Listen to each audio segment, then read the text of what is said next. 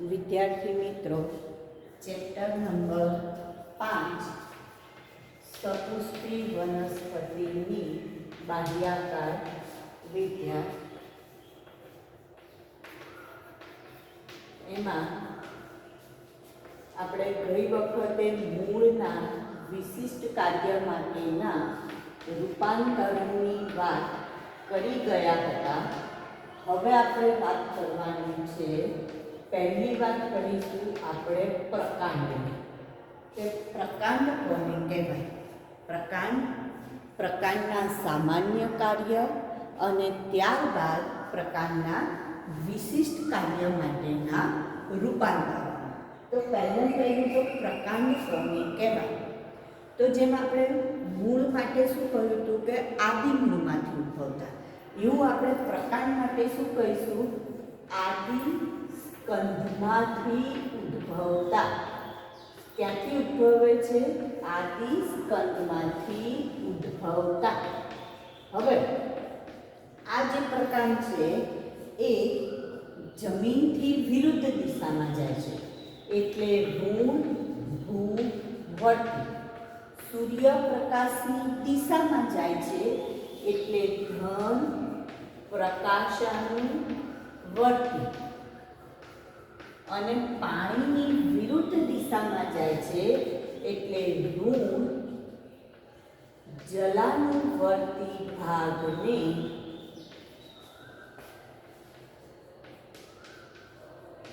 પ્રકાંડ કહે છે.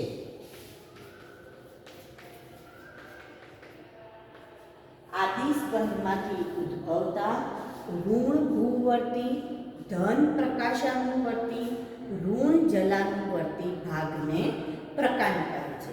હવે કોઈ પણ પ્રકાંડ હોય તો એ પ્રકાંડ ઉપર કોઈ પણ પ્રકાંડ આ રીતનું આપણે જોઈએ કે આ ધારો કે એક પ્રકાંડ છે, તો આ પ્રકાંડ ઉપર આપણને ગાંઠનો ભાગ જોવા મળે. તો ગાંઠનો ભાગ એટલે કયો ભાગ? કે જે ભાગેથી પર્ણ ઉદ્ભવે છે તે ભાગને આપણે શું કહીએ છીએ? ગાંઠનો ભાગ કહીએ છીએ. જે ભાગેથી પર્ણ ઉદ્ભવશે એ ગાંઠનો ભાગ. પ્રકાંડ ઉપર જે ભાગેથી પર્ણ ઉદ્ભવે તેને શું કહીશું? ગાંઠ. તો આ શું છે? ગાંઠ. બે ક્રમિક ગાંઠ વચ્ચેનું વિસ્તાર એને કહેવાય આંતરગાંઠ. ફરીથી આ ભાગોનું આપણે રિવાઇઝ કરીએ છીએ. બે ક્રમિક ગાંઠ વચ્ચેનો વિસ્તાર એને કહેવાય આંતરગાંઠ. હવે આ જે પ્રકાંડ અને પર્ણ એ વચ્ચે જે કોણ બને છે એને કલિકા કહેવાય. જે આગળ હોય તો અગ્રકલિકા, અને નહીતર એને શેના તરીકે ઓળખીશું? કક્ષ કલિકા, જેમાંથી નવી શાખાનો વિકાસ થાય. કક્ષ કલિકામાંથી શું થશે? નવી શાખાનો વિકાસ થશે. હવે આ જે પ્રકાંડ છે એ પ્રકાંડનું સામાન્ય કાર્ય શું? પ્રકાંડ શું કામ કરે? તો કે પ્રકાંડ એ પર્ણ, પુષ્પ, ફળ આ બધાની વ્યવસ્થિત ગોઠવણી કરે. જો પર્ણને એ રીતના ગોઠવે કે જેથી દરેક પર્ણને વ્યવસ્થિત સૂર્યપ્રકાશ મળી રહે. સૂર્યપ્રકાશ મળી રહે તે રીતના પર્ણની ગોઠવણી કરે. જો એવી રીતના ના ગોઠવે તો ઉપર નીચે આમ પર્ણ આવી જાય તો નીચેના પર્ણને સૂર્યપ્રકાશ ના મળે. એટલે પર્ણની, પુષ્પની, ફળની ગોઠવણી કરવી કે જેથી દરેકને સૂર્યપ્રકાશ સરખી માત્રામાં મળી રહે. આ કામ કોનું છે? તો કે પ્રકાંડનું છે. બીજું, પર્ણ જે ખોરાક તૈયાર કરશે એ ખોરાક પ્રકાંડ દ્વારા જ, પ્રકાંડમાં અન્નવાહક પેશી હોય એટલે એના દ્વારા મૂળ સુધી પહોંચી શકે છે. એવી જ રીતના મૂળ જમીનમાંથી પાણીનું શોષણ કરે તો પ્રકાંડ જોડે જલવાહક પેશી છે, જેના દ્વારા એક પર્ણ સુધી પાણીને પહોંચાડે છે. ઇન શોર્ટ, ખોરાક અને પાણીનું વહન વનસ્પતિના ભાગો સુધી કરવાનું કામ કોનું છે? પ્રકાંડ. તો આ બે કામ પ્રકાંડને સોંપેલા છે. વનસ્પતિમાં બે કામ પ્રકાંડે કરવાના હોય છે. તો આ દરેક પ્રકારનું કાર્ય થયું. એ પછી તમે લીમડાનું પ્રકાંડ કરો, તુલસીનું છોડ હોય એનું પ્રકાંડની વાત કરો, અથવા તો ખાડા છોડનું પ્રકાંડ હોય, તો આવા બધા જ પ્રકાંડ કોઈ પણ પ્રકારની વનસ્પતિ હોય, રણ પ્રદેશમાં ઉગતી હોય, ચાહે અહીંયા ઉગતી હોય, ચાહે બરફમાં ઉગતી હોય, કોઈ પણ જગ્યાએ જોવા મળતી વનસ્પતિના પ્રકાંડ આ બે કાર્ય તો કરે છે. હવે એ ઉપરાંત પણ જો કોઈ કાર્ય કરતું હોય તો એને એનું વિશિષ્ટ રૂપાંતરણ તરીકે ઓળખી શકાય. શેના તરીકે ઓળખી શકાય? વિશિષ્ટ રૂપાંતરણ. તો પ્રકાંડમાં આપણે જોઈએ કે વિશિષ્ટ રૂપાંતરણ માટે પ્રકાંડ કયા કયા કાર્યો કરે છે.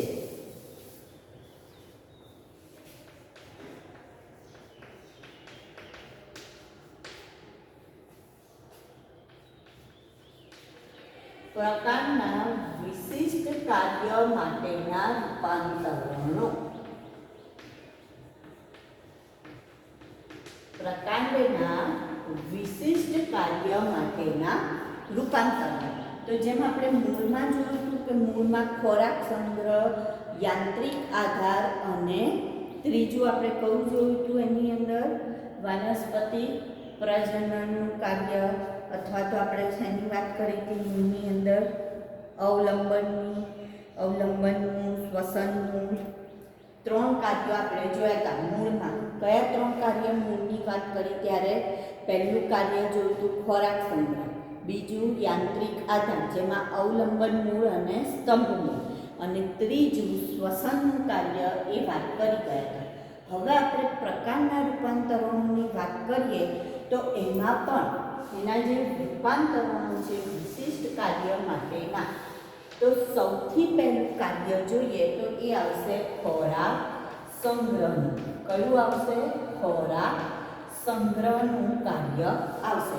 તો ક્યારે એને ખોરાક સંગ્રહ કરવો પડે? જ્યારે એને અનુકૂળ પરિસ્થિતિ હોય ત્યારે ખોરાક બનાવી દેશે અને એનો સંગ્રહ કરી રાખશે કે જ્યારે એને પ્રતિકૂળ પરિસ્થિતિ આવે ત્યારે તેનો ઉપયોગ કરશે.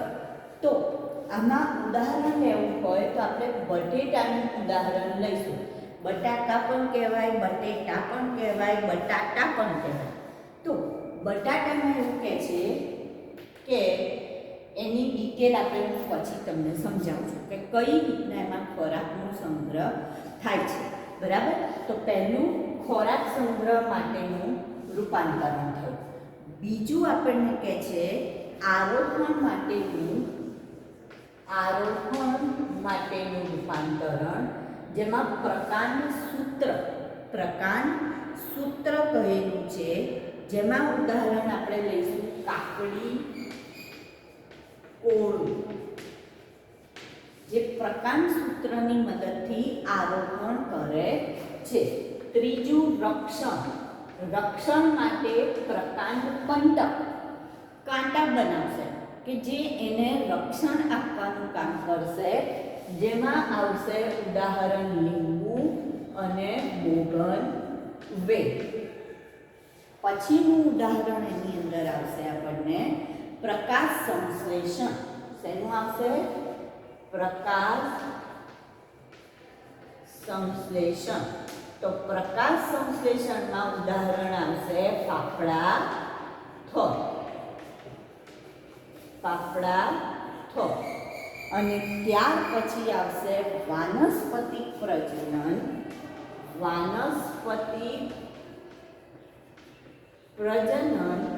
હવે આ જે વાનસ્પતિક પ્રજનન છે એના માટે એ કેટલાક ભાગો વિકસાવે છે. વાનસ્પતિક પ્રજનન માટેના ઉપહવાઈ પ્રકારના રૂપાંતરો, જેમાં ભૂસ્તારી, એ જે રૂપાંતરો છે એને કહેવાય ભૂસ્તારિકા, વીરો, અને હજી એક આવે છે અધોભૂસ્તારી. પણ આપણે ચોપડીમાં શું આપેલું છે? ભૂસ્તારી, ભૂસ્તારિકા અને વીરો.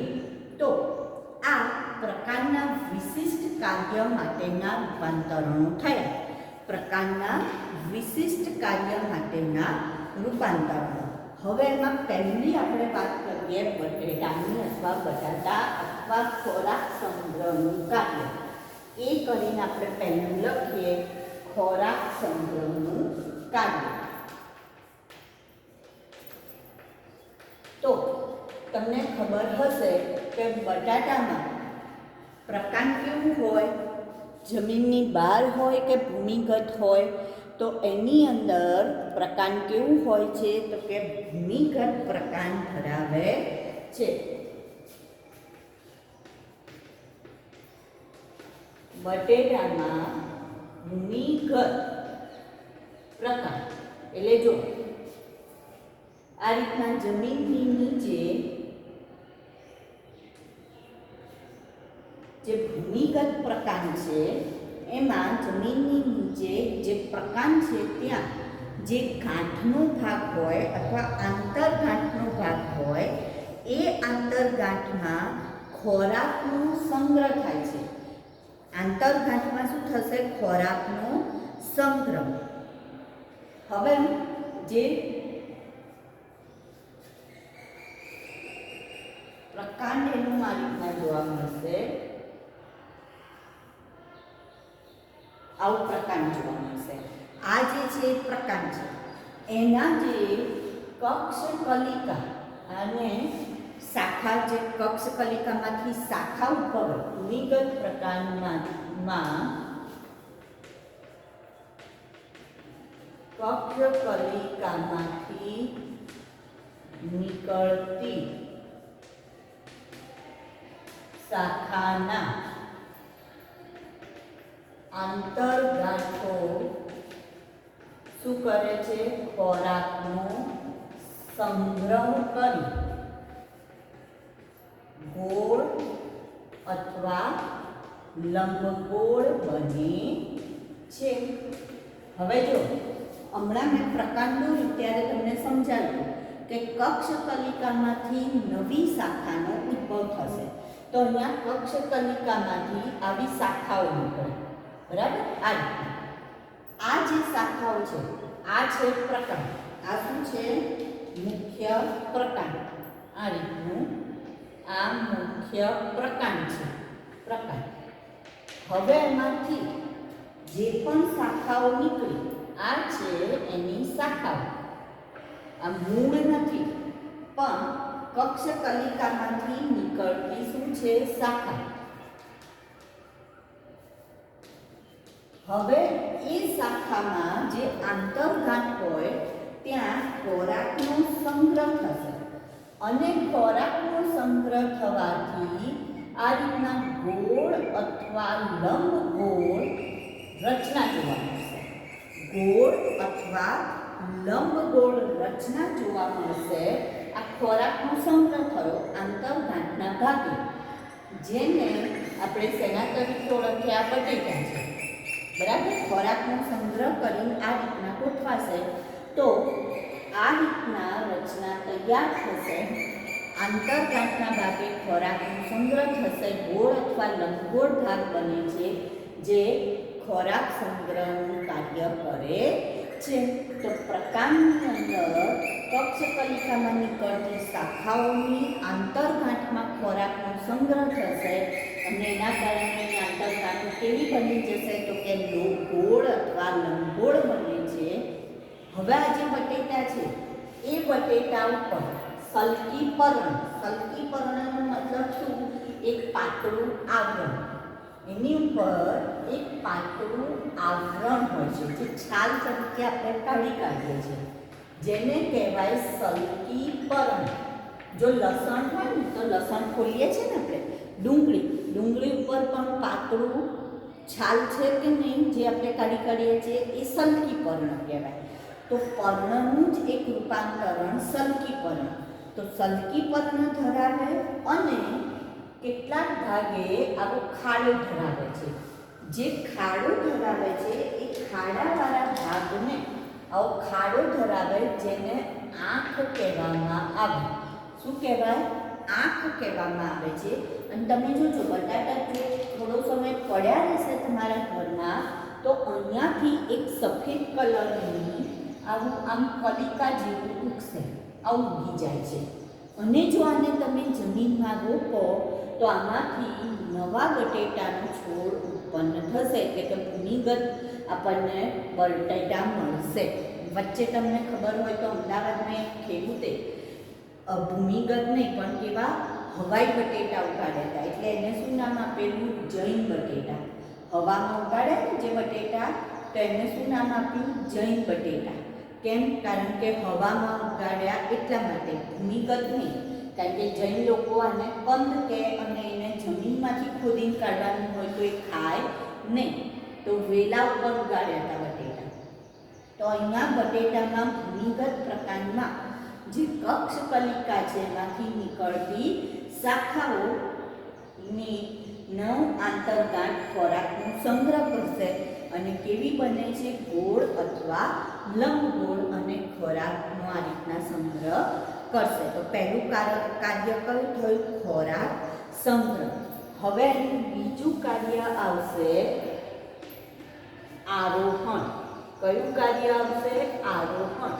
તો આરોહણમાં શું કરશે? તો કે પ્રકાંડ સૂત્રનું નિર્માણ કરશે. આરોહણ માટે શું કરે છે? પ્રકાંડ સૂત્રનું નિર્માણ કરશે. તો પ્રકાંડ સૂત્ર એટલે શું?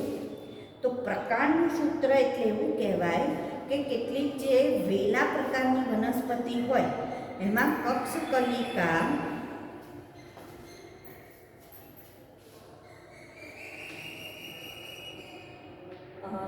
કાકડી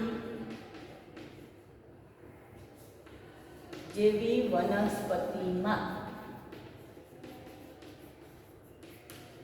કક્ષ કલિકા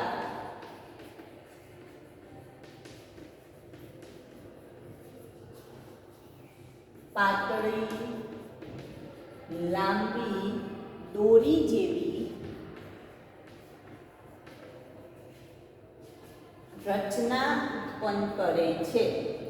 પાતળી, લાંબી, દોરી જેવી રચના અથવા સૂત્ર ઉત્પન્ન કરે છે, અથવા રચનાઓ, દોરી જેવી રચના, જેને શું કહેવાય? કક્ષ કલિકામાંથી નીકળતી. કક્ષ કલિકામાંથી પાતળી, લાંબી, દોરી જેવી રચના, જેને પ્રકાંડ સૂત્ર કહે છે. હવે આ પ્રકાંડ સૂત્રની મદદથી શું કરશે? તો અન્ય વનસ્પતિ સાથે આરોહણમાં આ પ્રકાંડ સૂત્ર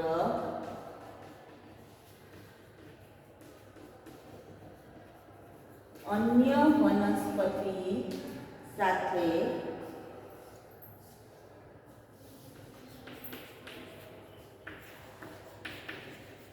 ના આરોહણમાં મદદ કરે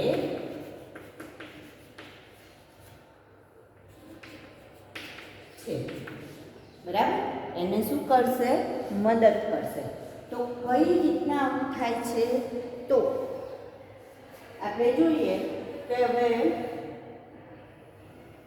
આ ધારો કે કાકડી કે કૃષ્ણકમળ કે કોળું એવી વનસ્પતિ છે, તો એનું પ્રકાંડ સૂત્ર આ પ્રકાંડ છે, તો એ પ્રકાંડ ટકતા ઊભું રહી શકે એવું નથી.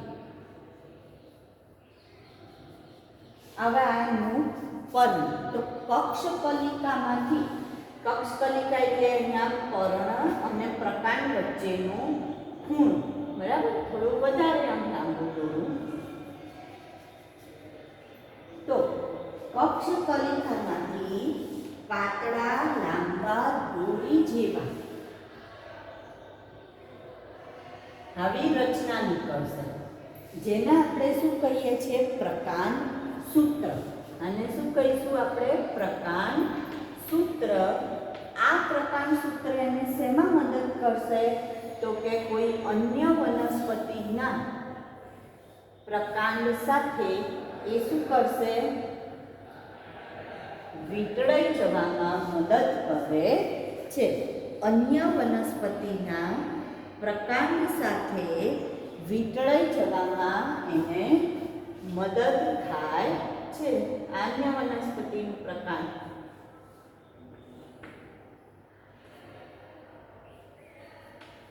અન્ય વનસ્પતિ, બરાબર. અનાજ કે કાકડી. તો આવી રીતના પ્રકાંડ સૂત્ર નીકળશે જે અન્ય વનસ્પતિના પ્રકાંડ સાથે શું થાય છે? ગોઠવાઈ જાય છે, જોડાઈ જાય છે અને એની મદદથી એ આરોહણ કરે છે. તો આ કોનું કાર્ય થયું? આરોહણનું કાર્ય થયું. ત્યાર પછીનું કાર્ય આવે છે રક્ષણ. કયું કાર્ય આવશે હવે? રક્ષણ. તો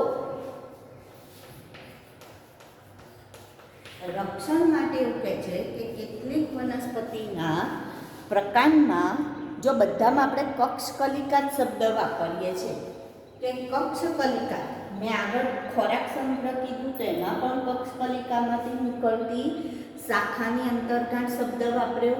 આરોહણ કીધું તો એમાં પણ કક્ષકલિકામાંથી જ પ્રકાંડ સૂત્ર નીકળે છે. હવે અહીંયા રક્ષણમાં પણ આપણે શું કહીશું કે કક્ષકલિકામાંથી તીક્ષ્ણ અણીદાર કંટક ઉદ્ભવે છે, જેને શું કહેવાય? પ્રકાંડ કંટક. શું કહેવાય? પ્રકાંડ કંટક.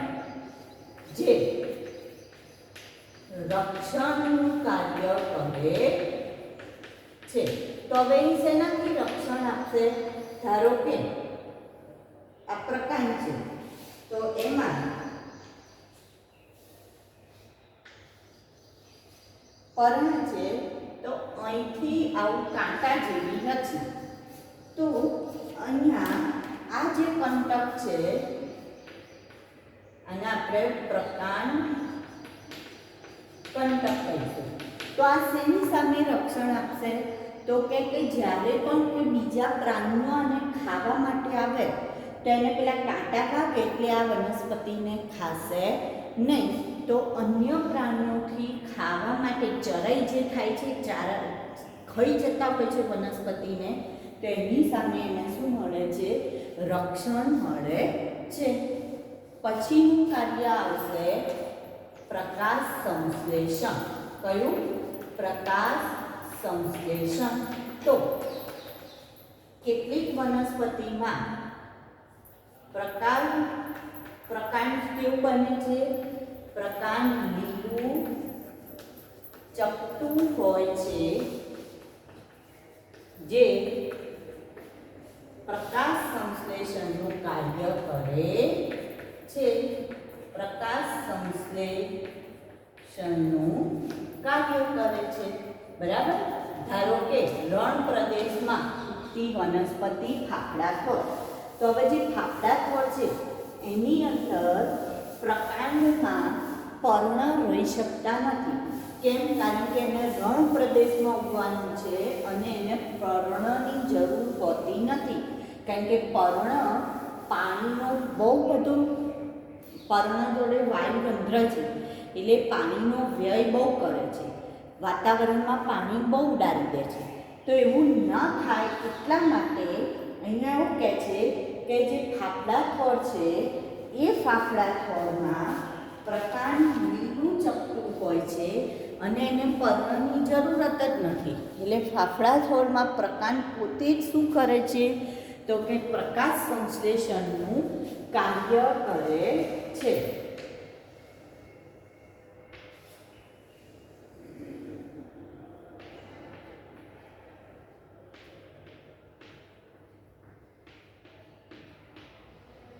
કેવા રંગનું હોય છે? તો કે લીલા રંગનું હોય છે ફાફડા છોડ. તમે જોયેલો હશે.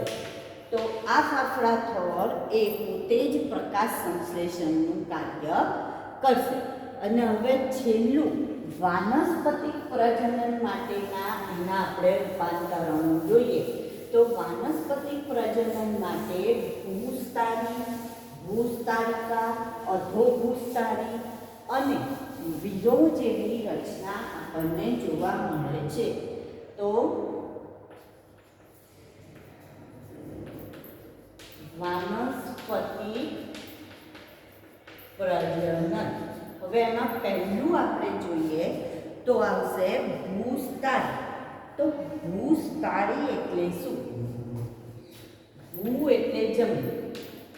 હવે દુર્વા ઘાસનું નામ છે. ઘાસ, દુર્વા ઘાસ અથવા અબૂટી જેવી જે વનસ્પતિ છે, દુર્વા ઘાસ અથવા અબૂટી, અબૂટી વનસ્પતિનું નામ છે. દુર્વા ઘાસ, અબૂટી આ વનસ્પતિના નામ છે, બરાબર. તો એવી વનસ્પતિમાં પ્રકાંડ ટૂંકું અને ભૂમિગત, તમે ઘાસ જોયું હશે. પ્રકાંડ કેવું હોય છે? પ્રકાંડ ટૂંકું અને ભૂમિગત એટલે જમીન ઉપર પથરાયેલું હોય, ભૂમિગત હોય છે. હવે આ પ્રકાંડ પોતે પોતાની જોડે એને વાનસ્પતિક પ્રજનન કરવાનું છે. તો આ પ્રકાંડમાંથી જમીનને સમાંતર શાખાઓ ઉદ્ભવે, જે પોતાનામાંથી નવી શાખાનું સર્જન કરશે. એટલે પ્રકાંડમાંથી જ અનુપ્રસ્થ શાખાઓ ઉદ્ભવશે. આ જે પ્રકાંડ હોય, ધારો કે આ રીતના આપણે જોઈએ કે અહીંયા જમીન ઉપર આપણને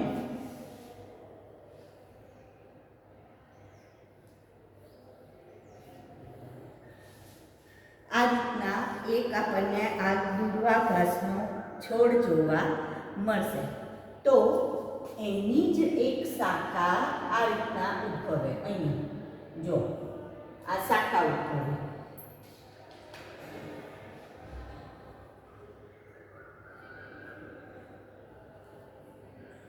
આ રીતની શાખા, અને એ જમીનને કેવી રહેશે આ શાખા? તો કે સમાંતર.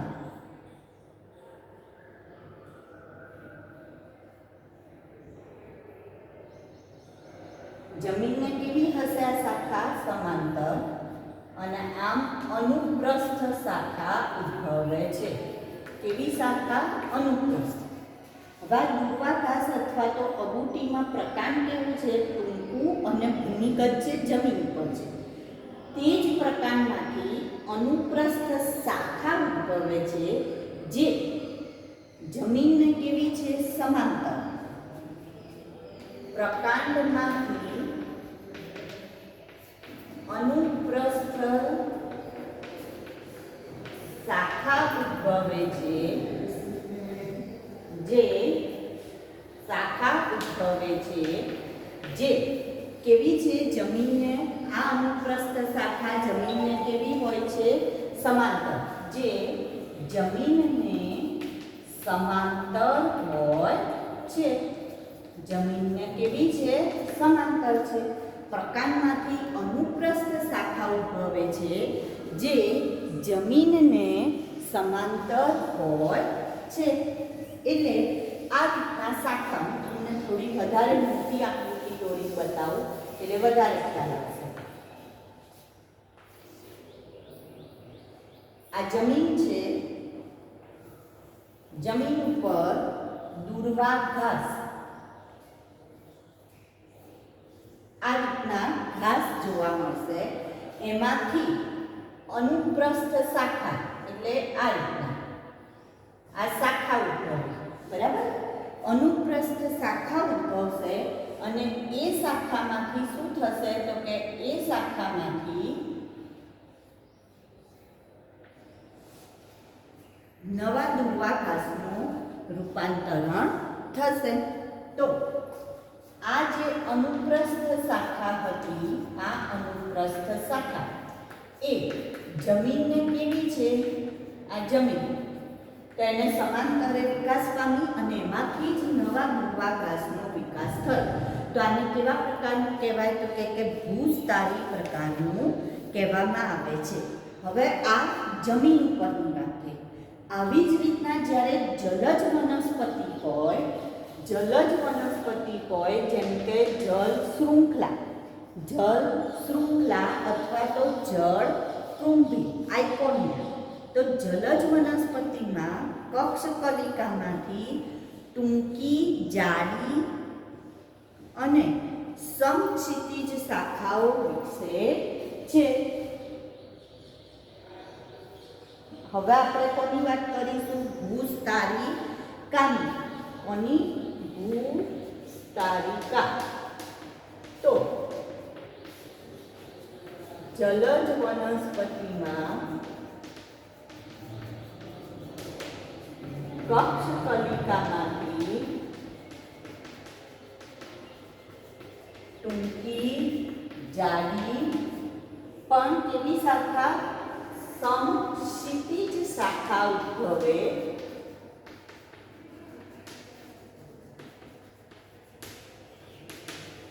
કેવી શાખા ઉદ્ભવશે? સમક્ષિતિજ શાખા ઉદ્ભવે છે અને તેમાંથી નવા છોડનું સર્જન થશે. તેમાંથી શું થશે? નવા છોડનું સર્જન થશે. બરાબર? જે ગાંઠ, આંતરગાંઠ એવું બધું ધરાવશે. એની નીચે મૂળ પણ હોય છે, એમાં મૂળ પણ ધરાવે છે. તો જલજ વનસ્પતિ એટલે ક્યાં હશે? તો કે પાણીમાં. પાણી.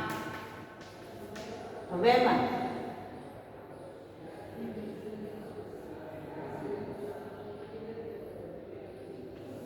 એના મૂળ છે. આ રીતના જલજ વનસ્પતિ આપણને જોવા મળશે. હવે એની જે શાખા ઉદ્ભવશે એ સમક્ષિતિજ શાખા હશે અને એ શાખામાંથી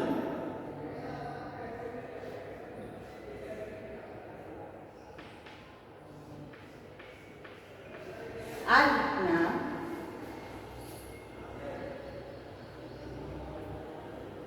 નવા છોડનું સર્જન થશે. તો આને શું કહેવાય? ભૂસ્તારિકા કહેવાય.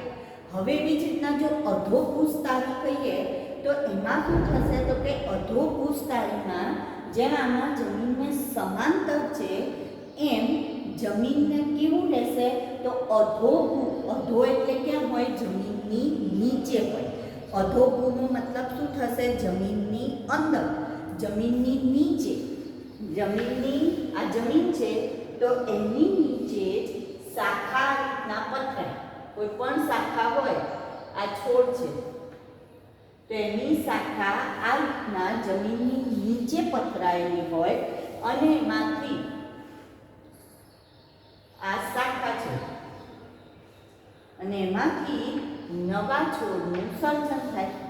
તો આને આપણે શેના તરીકે ઓળખીશું? અધોભૂસ્તારી. પણ આપણામાં નથી એટલે આપણે વાત કરતા નથી. આવી રીતના લાંબી શાખા વિકાસ પામશે. અને છેલ્લે આવશે વીરો. નંબર 3 વીરોની વાત આવે છે. તો સ્ટ્રોબેરી, ફુદીનો, આવી જે વનસ્પતિ છે, ફુદીનો, સ્ટ્રોબેરી, હંસરાજ, એમનું પ્રકાંડ ભૂગર્ભીય અને ઊભું ગાંઠામૂળી પ્રકારનું હોય છે. ભૂગર્ભીય અને કેવું છે? તો કે એમનું પ્રકાંડ ફુદીનો, સ્ટ્રોબેરી, હંસરાજ માં પ્રકાંડ ભૂગર્ભીય ગાંઠામૂળી પ્રકારનું હોય છે. ગાંઠામૂળી એટલે કેવું? તો કે ગાંઠો વાળું, એક વધારે પડતી ગાંઠો ધરાવતું હોય તેવું હોય છે. હવે તેમાં જે ભૂગર્ભીય ભાગ છે એમાંથી કક્ષકલિકામાંથી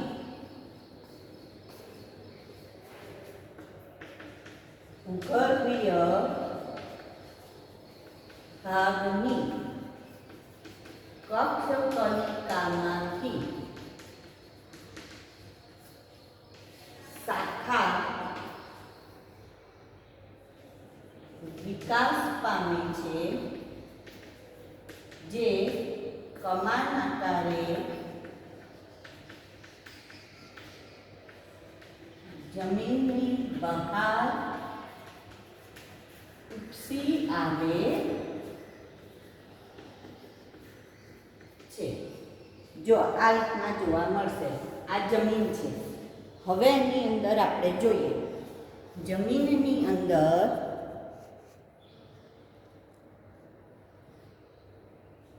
આપણે જોઈશું તો આ ધારો કે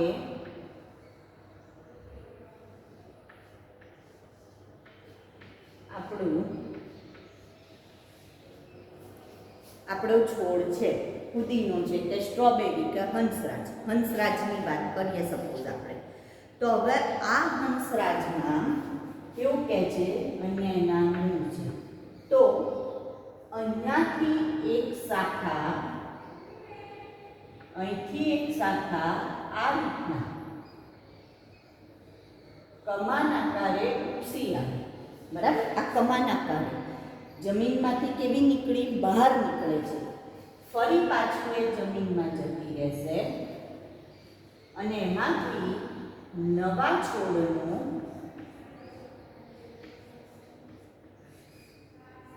વિકાસ થયો. તો આ જે ભાગ છે એને શેના તરીકે ઓળખાય? વિરોધ તરીકે ઓળખાય છે. જે કમાન આકારનો ભાગ છે એને શેના તરીકે ઓળખીએ છીએ? આપણે વિરોધ તરીકે ઓળખીએ છીએ. તો પ્રકારના વિશિષ્ટ કાર્ય માટેના રૂપાંતરણોમાં આપણે જુદા જુદા કાર્યની વાત કરી.